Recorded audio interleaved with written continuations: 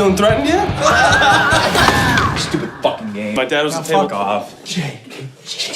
Okay, Richard, thank you so much for speaking to us today. So, kind of just to start off, you know, coming into this film off the success of Boyhood, which, you know, universally praised, did you feel any pressure, or did you almost feel like the pressure was off?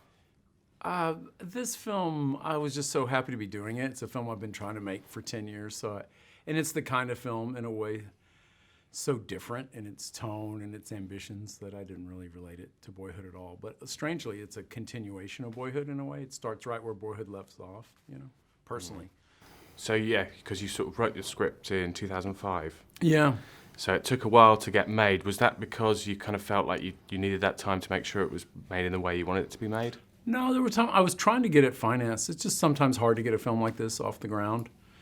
But I felt I was ready to make it earlier, but I'm kind of glad those extra years kind of helps it, the gestation time. And you played a bit of baseball, obviously, in college. How many of the kind of scenarios that happen in the film, how many of those are kind of based on real events? Almost all, yeah. Really? Yeah, everything, sort of the tone of it.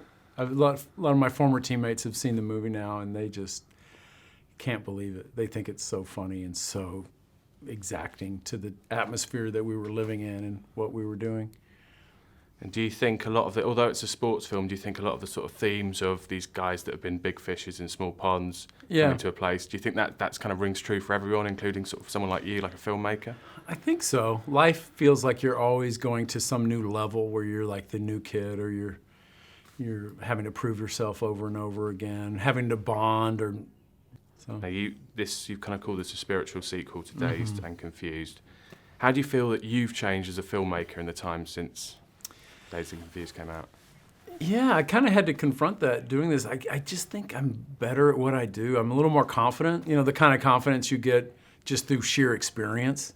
So I could solve the problems before they're problems. I think this production was so much smoother than the Dazed experience way back when. I don't think it affects the final film that much, but how you feel making it and just the personal relationships of everybody making it. But again, maybe that was the difference between high school and college. Everyone in college is really cool and mostly getting along, whereas the high school experience of Dazed, there were factions, and so-and-so didn't like so-and-so. You know, there were little factions in the movie, warring tribes. That was kind of, sort of fit the movie, fit the atmosphere, I guess. And what are you working on next?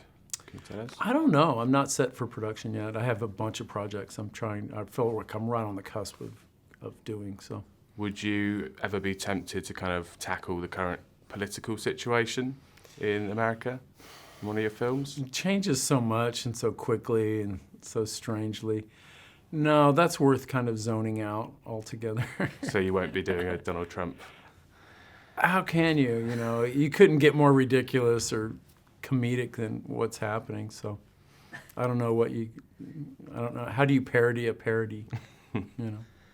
And finally, do you think you'll work with a lot of this cast again? Because obviously you worked with a lot of Dazed and Confused. I certainly would love to. You know, you never know the future, but the thing, you come out of a film like this, your one desire is, I hope I get to work with everybody. I hope I have parts, and these people, you know, this cast is right for them, and you know that you get to do it again in some form, because to a person, those main 13 people, they were just great. We all had such a good experience.